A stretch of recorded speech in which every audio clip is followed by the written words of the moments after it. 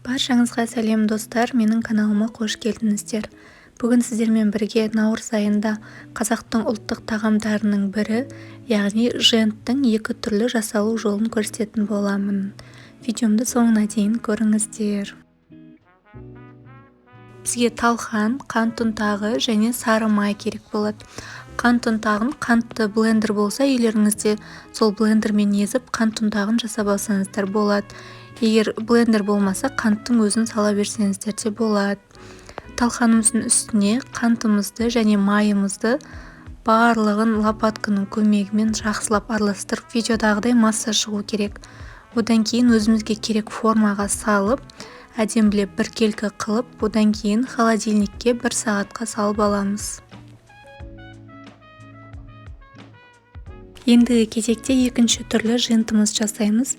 Бұл жерде де талқан керек болады, сары май, қант ұнтағы және езілген печенье керек болады.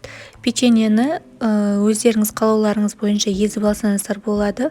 Целлофанға салып оқтаумен ұрсаңыздар да езіледі.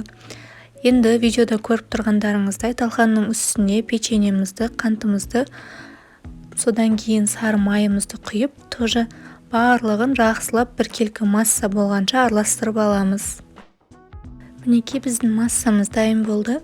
Одан кейін талқанымызды алып, осылайынан қолымызға салып, қысып, домалақ формаға келтіріп, кокосовый стружкаге аунатып алсаңыздар болады. Талқанымызды жасап болғаннан кейін холодильникке тағы да 1 сағатқа қойып аламыз. Одан кейін дастарханға өз қалауларыңызша қойсаңыздар болады. Мінекей біздің бірінші түріміз және екінші бағана жасалған талқанымыз. Оны да өз қалауларыңызша кесіп қойсаңыздар болады, немесе өздеріңізге ұнайтын формаға жасасаңыздар да болады. Баршаңызға ас болсын, сіздермен болған Гүлзада.